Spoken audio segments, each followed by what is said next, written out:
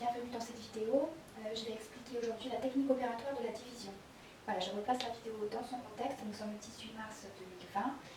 Tout le monde est confiné chez soi et votre enfant a une division à faire. Sauf que ça fait bien longtemps que vous avez quitté les bancs d'école et vous ne vous souvenez plus du tout de cette opération, de cette technique opératoire, et votre enfant ne s'en souvient pas non plus. Voilà, donc je voudrais aider tous les petits élèves de France à faire leur division. Pourquoi je commence par la division alors que c'est la technique opératoire qu'on fait en dernier et qui est la plus difficile? Justement, peut-être parce que c'est la plus difficile. Et puis, ma vidéo est dédiée à ma nièce qui ne comprend rien à la division.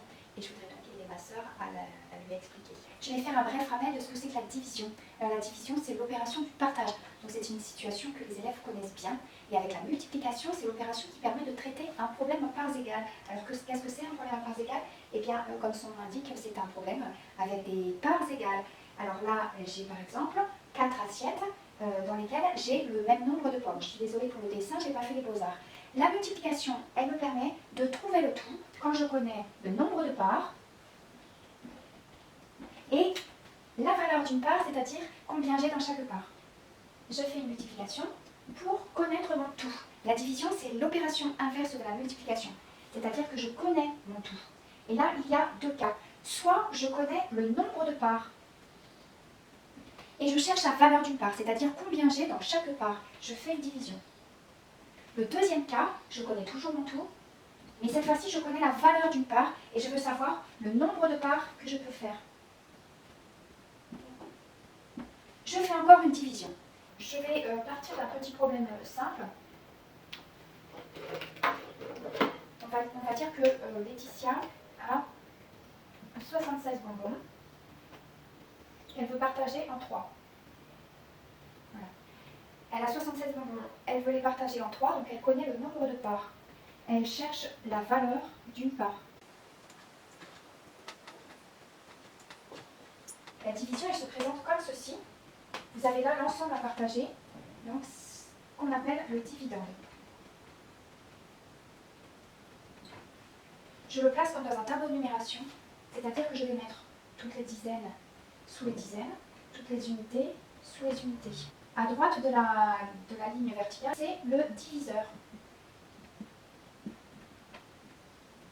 Pour comprendre la technique opératoire de la division, il faut que je sois capable de décomposer le nombre en unités, dizaines, et si j'ai des valeurs plus grandes, centaines, milliers, etc. Je vais utiliser les disques nombres de la méthode de Singapour. Pour bien comprendre la technique opératoire de la division, il faut décomposer le tout. J'ai 7 dizaines et 6 unités que j'ai représentées par les disques nombres de la méthode de Singapour. J'ai donc 70 plus 6. Je vais commencer par diviser la plus grande valeur. Là, ce sont les dizaines, donc je vais commencer par partager les dizaines. Si j'avais eu des centaines ou des milliers, j'aurais commencé toujours par la plus grande valeur, donc par le chiffre le plus à gauche. Je vais donc faire d'abord 7 dizaines à partager en 3, et ensuite je partagerai les unités. 7 dizaines à partager en 3, je vais pouvoir mettre 2 dizaines par part. Dans la technique opératoire, ça revient à faire quoi? Je vais mettre un chapeau au-dessus des dizaines que je considère et que je divise en premier. Et je vais poser la question, qu'est-ce qui fait 7 dans la table de 3? Dans la table de 3, rien ne fait 7. Par contre, on a 2 fois 3 qui font 6 et 3 fois 3 qui font 9. Donc 9 est un trop grand nombre, on ne va pas pouvoir mettre 3. Mais par contre, j'ai pu partager mes 7 dizaines et j'ai pu mettre 2 dizaines par part. Donc le résultat, là, je vais choisir de mettre 2. 3, c'est pas possible, puisque 3 fois 3 font 9. Donc j'ai mis 2 et ça correspond en fait à aux dizaines que j'ai déjà pu partager. Alors j'ai partagé mes dizaines, mais il m'en reste une. Et celle-ci, il faut que je la mette avec mes unités pour pouvoir la partager également. Comment je vais faire? Je vais enlever des 7 dizaines, je vais enlever celles qui ont déjà été partagées, celles qui ont déjà été divisées. Donc, comment je vais faire? Je vais remonter en faisant 2 fois 3, qui font 6.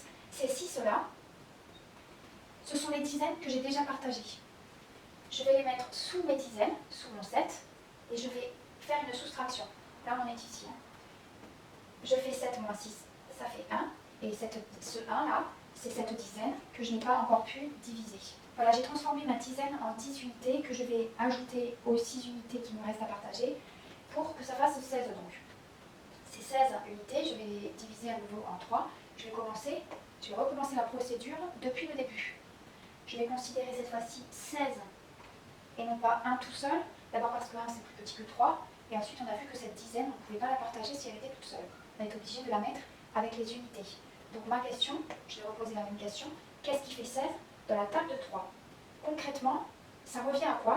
Ça revient à partager 16 en 3 parties et à voir combien j'arrive à mettre dans chaque partie. Donc ça revient à faire ça.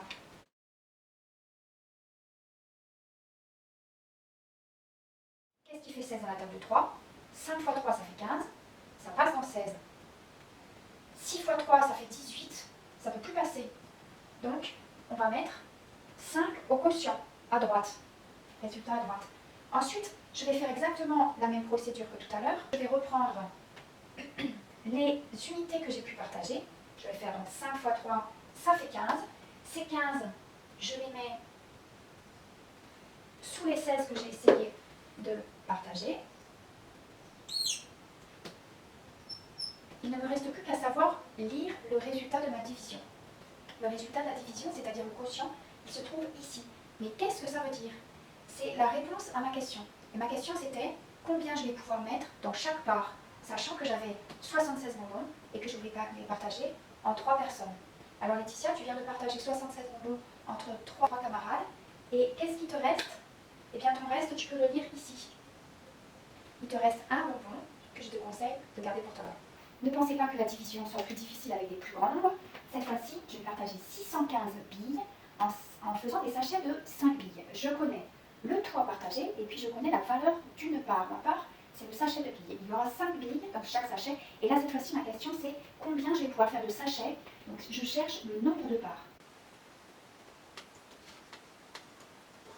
Je fais toujours une division. À gauche, j'ai mon dividende, c'est-à-dire le prix à partager. À droite, j'ai mon diviseur, c'est la valeur de la part que je connais. Et là, je vais avoir mon quotient, c'est la réponse à ma question, combien de parts je vais pouvoir faire. Comment est-ce que je commence? Je vais utiliser la même procédure que tout à l'heure. Je vais considérer mon nombre décomposé. Et je vais commencer par la plus grande valeur, c'est-à-dire par les centaines. J'ai 6 centaines à partager. Mon chapeau au-dessus du 6 et ma question, par rapport aux tables, qu'est-ce qui fait 6 dans la table de 5?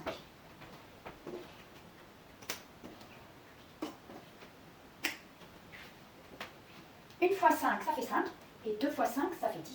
Et 10, c'est trop grand. Je ne peux pas passer 2 fois 5 dans 6. Je vais faire la multiplication 1 fois 5 pour savoir combien j'ai pu partager de centaines. 1 fois 5, c'est 5. J'ai pu utiliser 5 centaines sur les 6. Je fais la soustraction, j'enlève ces 5 centaines des 6 centaines du départ. Il n'en reste plus qu'une. Que je vais ajouter ensuite aux dizaines que je veux partager. Donc c'est pour ça que je vais, après ma soustraction, abaisser la dizaine, le chiffre suivant. Et je vais à nouveau considérer ce qui me reste à partager. La centaine qui me restait, je vais transformer en 10 dizaines pour les ajouter à la dizaine que j'avais à partager. Donc j'ai 11 dizaines à partager et je recommence la procédure du début. Qu'est-ce qui fait 11 dans la table de 5? J'ai 2 fois 5 qui font 10 et j'ai 3 fois 5 qui fait 15 et c'est trop grand. Donc je vais rester sur 2 fois 5. Je le vérifie ici en faisant mon partage. Donc cette dizaine-là, je n'ai pas pu la partager.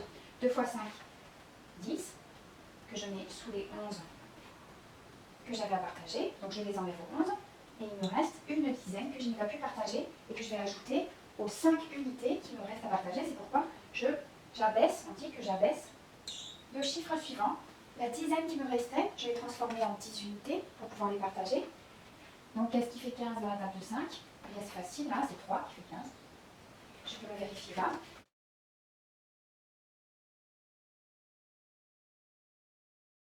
3 fois 5, 15. Et vous voyez qu'il ne me reste rien à partager, j'ai réussi à tout partager. Où est-ce que je lis la réponse à ma question? Combien de parts, c'est-à-dire combien de sachets de billes je vais pouvoir faire? Eh bien, c'est là, c'est mon quotient. Je peux faire 123 sachets de billes. J'ai répondu à ma question. J'espère que cette vidéo vous aura aidé. Je mettrai bientôt d'autres vidéos en ligne pour expliquer les autres techniques opératoires.